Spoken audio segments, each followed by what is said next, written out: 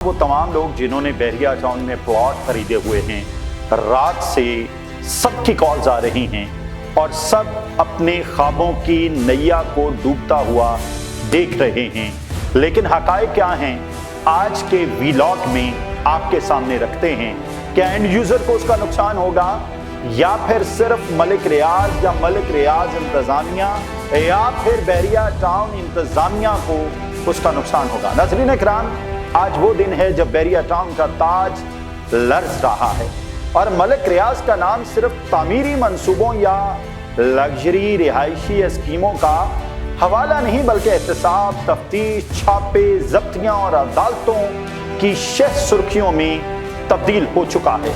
वो मलिक रियाज जिसे पाकिस्तान का सबसे बाअसर बिजनेस टाइकॉन समझा जाता था, आज रियासती इदारों की रेडार पर है और इंसाफ का तराजू आखिरकार हरकत में आता दिखाई दे रहा है।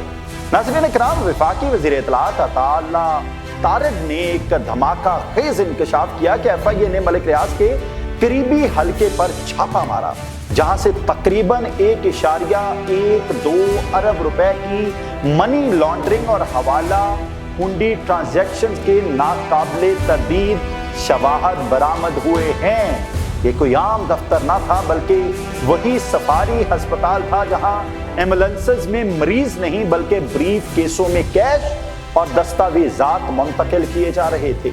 यही नहीं, बहरिया टाउन से मुंसलिक अहम शख्सियात की गिरफ्तारियों का अमल भी जारी है, जिन्हें FIA की तहवील में रखा गया है और मीडिया पर इस वक्त तक खामोशी छाई हुई है। दूसरी तरफ नैब ने बहरिया टाउन की अरबों मालियत की जायदादों की नीलामी का अमल भी शुरू कर दिया है। इस्लामाबाद, कराची और लाहौर में वाक़िया अहम कमर्शियल और रिहायशी प्रॉपर्टीज अब कौमी खजाने में वापस लाई जा रही हैं।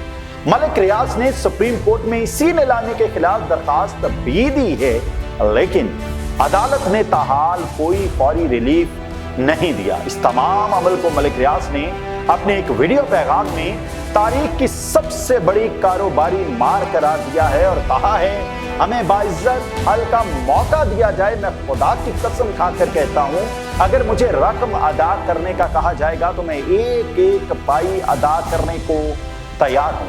नाज़रीन किराम, मगर ये मामला सिर्फ पैसों का नहीं, ये उस साहिबाने ताकत के जवाल का लम्हा है जिसके साए तले ब्यूरोक्रेसी, सियासत, मीडिया, हत्ता कि कानून भी खामोश रहा। आज वही मलिक रियाज कह रहा है, बहरिया टाउन की सरगर्मियां तकरीबन बंद हो चुकी हैं, अमले को तनख्वाहें देने के वसाइल नहीं, प्रोजेक्ट्स रुक गए हैं और हजारों खानदान गैर यकीनी में मुब्तला हैं। लेकिन मेरा यहाँ सवाल ये है, दुबई के प्रोजेक्ट्स तो अब भी चल रहे हैं। मैं देख रहा था कि मलिक रियाज इस वक्त भी दुबई के शेखों, दुबई के करता धरता लोगों के साथ अपने पूरे खानदान के साथ मौजूद नए प्रोजेक्ट्स का इफ्तिताह कर रहे हैं। और सवाल ये भी है, क्या ये एहतसाब है या हदफी इंतकाम? क्या ये कानून की फतह है या ताकत की सियासत? क्या मलिक रियाज वाकई गलत था या वो निजाम जो उसे परवान चढ़ा रहा आज खुद ही उसका गिरेबान चाक कर रहा है?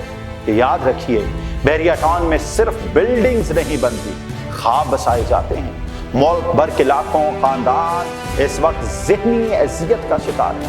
हजारों अफराद का रोजगार दांव पर लगा हुआ है। प्रॉपर्टी मालिकान सवाल कर रहे हैं, क्या हमारी जिंदगियां सियासत की नजर हो जाएंगी? क्या हमारे काम सिर्फ फाइलों में रह जाएंगे? और ये भी ना भूलें कि मलिक रियाज की तनहा किरदार नहीं, वो एक सोच का नुमाइंदा था। वो सोच जिसने ताकत के साथ सौदेबाजी को हिकमत कहा, जिसने ज़कात के अस्पताल बनाकर जमीनों के अलाटमेंट को फलाही काम बना दिया। अब वही सोच सवालों के कटहरे में है और जवाब सिर्फ अदालतों में नहीं, अवाम की आंखों में भी लिखा जा रहा है। नाज़रीन किराम, ये वीलॉग सिर्फ एक केस की रिपोर्टिंग नहीं, ये पाकिस्तान के निज़ाम एहतसाब, करप्शन, ताकत और अवाम के दरमियान जारी कशमकश का आईना है।